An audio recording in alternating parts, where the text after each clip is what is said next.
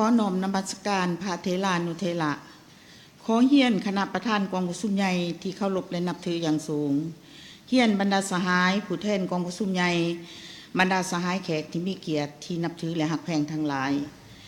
ปฏิบัติตามการมอบหมายของประธานกองกุศุมใหญ่ข้าพเจ้าตั้งหน้าอนุกรรมการกฎระเบียบและบุคลากรกองกุศุมใหญ่ครั้งที่12ของพรรคขอแจ้งผลการเลือกตั้งคณะบริหารงานศูนย์กลางพรรคที่ได้รับการเลือกตั้งในกองประชุมใหญ่ผู้แทนทั่วประเทศครั้งที่12ของพรรคประชาชนปฏิบัติลาวรวมทั้งหมด88สหายยิ่ง13สหายซึ่งประกอบมีรายชื่อดังนี้ 1. กรรมการสมบูรณ์ศูนย์กลางพรรคมี73สหายเพศยิ่ง12สหายคือ 1. สหายทองรุ่นศรีสุริต 2. สหายไสสมพรพรหมวิหาร 3. สหายสอนไสศรีพันดร 4. สหายคำพันธ์พรหมทัต 5. สหายกี้แก้วไข่คำพิทูล 6. สหายพลเอกวิไลลาคำฟ้อง 7. สหายนางสิไสฤเดชมุนสอน 8. สหายเสริมไสกุมสิทธิ์ 9. สหายคำพันธ์เผยยวงศ์ 10. สหายอนุภาพตุนาลม 11. สหายทองสลิดมังโนเมฆ 12. สหายนางสุนทรไสยจักร 13. สหายนางเวียงทองศรีพันดร 14. สหายกองแก้วไสสงคราม 15. สหายสอนธนูธรรมวงศ์ 16. สหายวิไลวงศ์บุตรคำ 17. สหายเพชรพรหมพิทักษ์ 18. สหายสันติภาพพรหมวิหาร 19. สหายนางบุญคำวรจิต 20. สหายบวคงนามวงศ์ 21. สหายนางใบคำคัตถิยะ 22. สหายอรุณไสสุนราช 23. สหายนางสวนสวรรค์วิญญาเกต 24. สหายโพไสไสยาสอน 25. สหายเหล่าเปาทรงนาวงไส 26. พลโทคำเลี้ยงอุทะไกรสอน 27. สหายบุญโจมอุบลประเสริฐ 28. สหายคำพ้อยวรรณสาร 29. สหายเล็กไหลศรีวิไล 30. สหายคำไหลศรีประเสริฐ 31. สหายวันไสพ่องสวรรค์ 32. สหายนางอาลีวงนอบุญธรรม 33. สหายไพวีศรีบัวลิภา 34. สหายผู้วงอุ่นคำแสน 35. สหายบุญจันทร์ศรีวงพันธ์ 36. สหายทองสวรรค์พรหมวิหาร 37. สหายไสสนาโคตรภูทร 38. สหายอาจสะพังทองศรีพันดร 39. สหายลีเบอร์ลีบัวเปล่า 40. สหายนางบุษดีธนาเมือง 41. สหายนางปิงคำลาสสิมมา 42. สหายพลโทวันทองกองมณี43. สหายดาววงพรแก้ว 44. สหายมาลัยทองกุมสิทธิ์ 45. สหายบุญคงหลาเจียมพร 46. สหายวันศรีกัวมัว 47. สหายวิไลวันบุตรคำ 48. สหายลินคำดวงสวรรค์ 49. สหายเวียงทวีสรเทพจันทร์ 50. สหายมอนไส้เหล่าโมทรง 51. สหายนางอัมไพวรหลอมบุญแพง 52. สหายพลจตวานางลีวงลาวลี 53. สหายปอยคำหุ่มบุญย่วง 54. สหายพลตีสมพรมิตรพร 55. สหายบุญหลายบุตริ 56. สหายบุญเรือมมณีวงศ์ 57. สหายพลจตวาเป็นคำบุตรจันเพ่ง 58. สหายบุญเรือพันดานุวงศ์ 59. สหายสันติสุขสิมมาลาวงศ์ 60. สหายทองลีดศรีสุริต 61. สหายผู้ธนุเพชรไสสมบัติ 62. สหายพุทธพันธ์แก้ววงไส 63. สหายเพ่งนิรันดร์คำพังเพ่ง 64. สหายบุญเถิงดวงสวรรค์ 65. สหายพลโทคำกิงภุยหลามณีวงศ์ 66. สหายพลโทวงศรอินปานพิมพ์ 67. สหายพลโทสายใจกรมสิทธิ์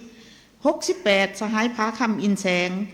69. สหายคำลาวันจันทาลาวัน 70. สหายนางทุ่มมาลีวงพจันทร์ 71. สหายสุขคำเพชรเทืองบุตรศรี 72. สหายพลจตวาคอนสวรรค์สมภาไส 73. สหายโพไสไขคำพิทูลกรรมการศูนย์กลางพรรคสมบูรณ์สมัย12มีคุณลักษณะดังนี้ด้านอายุเกษียณอายุ60ปีขึ้นไป31สหายรวม 42.46% อายุ46ปีหา59ปี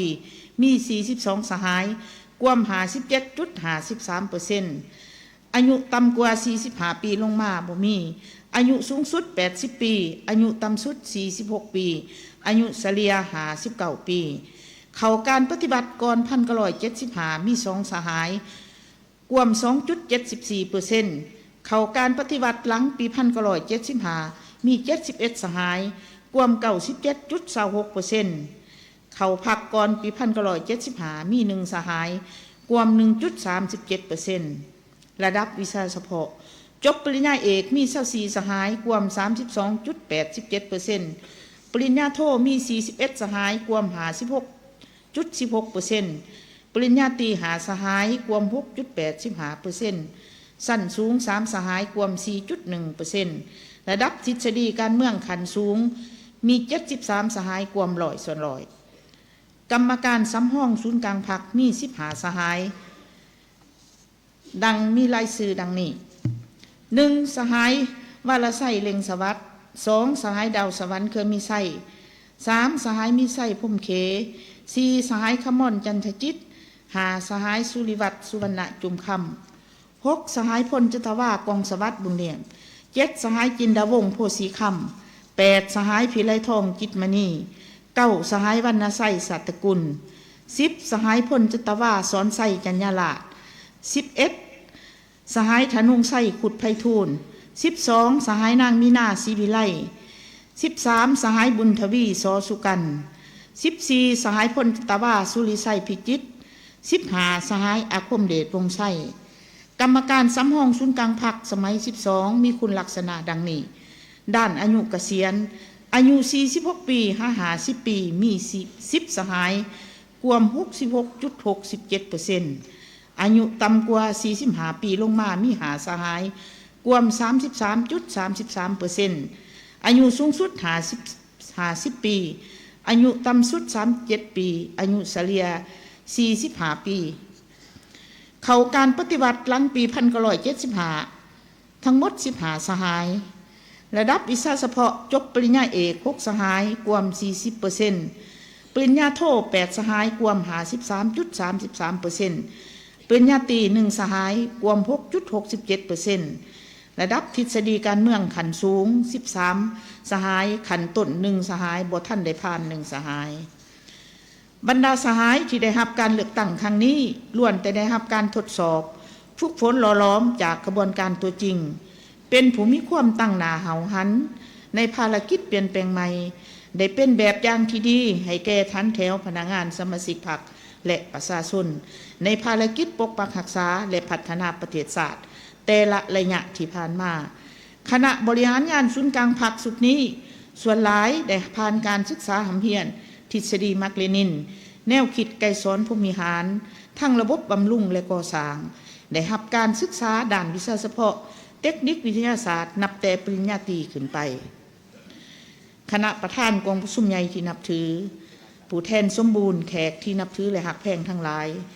กองประชุมขังปฐมฤกษ์ของคณะบริหารงานศูนย์กลางพรรคสมัย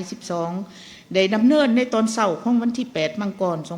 2026ซึ่งกองประชุมบรรดาสหายคณะบริหารงานศูนย์กลางพรรคสมัย12ได้มีความเป็นเอกฉันท์เลือกตั้งกรรมการกรมการเมืองศูนย์กลางพรรคคณะเลขาธิการศูนย์กลางพรรคเลขาธิการใหญ่คณะบริหารงานศูนย์กลางพรรคสมัย12ผู้ประจำการคณะเลขาธิการศูนย์กลางพรรคพร้อมนั้นก็ได้เลือกตั้งเอาประธานห้องประธานคณะกวดกาศูนย์กลางพรรคดังนี้กรมการเมืองศูนย์กลางพรรคประกอบมี13สหายยิ่ง1สหาย1สหายทองรุ่นศรีสุริต2สหายไส้สมพรพรหมวิหาร3สหายสอนไส้ศรีพันดร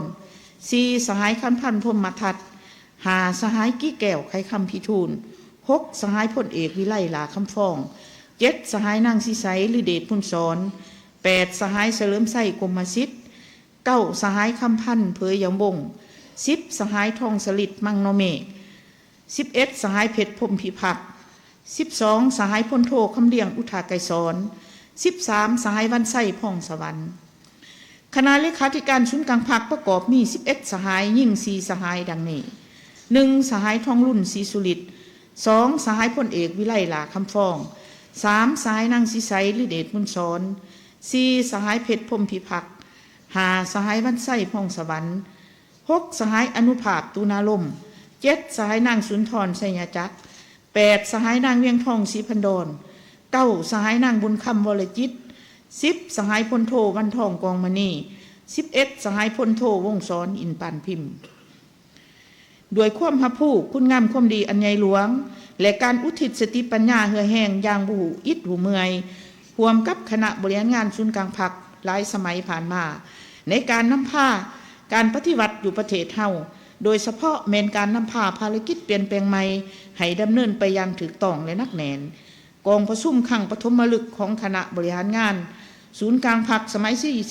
22ได้เป็นเอกสารอย่างสมบูรณ์เลือกตั้งสหายทองรุ่นศรีสุริตคณะบริหารงานศูนย์กลางพรรค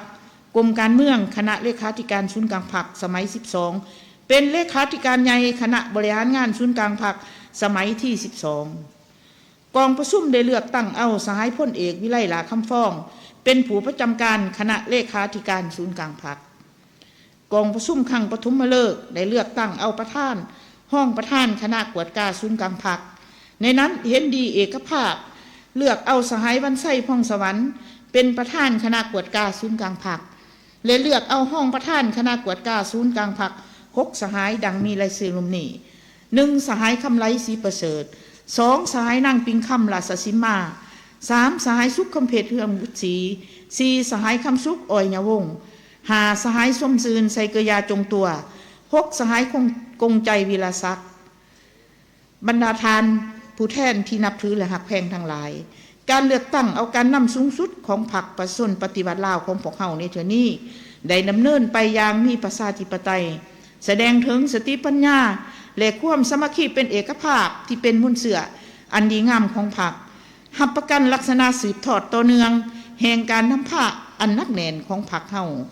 ด้วยความไว้เนื้อเชื่อใจจากผู้แทนกองประชุมใหญ่บรรดาสหายคณะบริหารงานศูนย์กลางพรรคที่ได้รับการเลือกตั้งจากกองประชุมใหญ่ครั้งนี้จะสุมทุกสติปัญญากำลังวังซาความสามัคคีเป็นปึกแผ่นเพื่อแบกหาพระลานหน้าที่อันสูงส่งและนักหน่วงที่กองประชุมใหญ่ครั้งนี้มอบหมายให้การรายงานของข้าพเจ้าสิ้นทุดเพียงเท่านี้ขอขอบใจ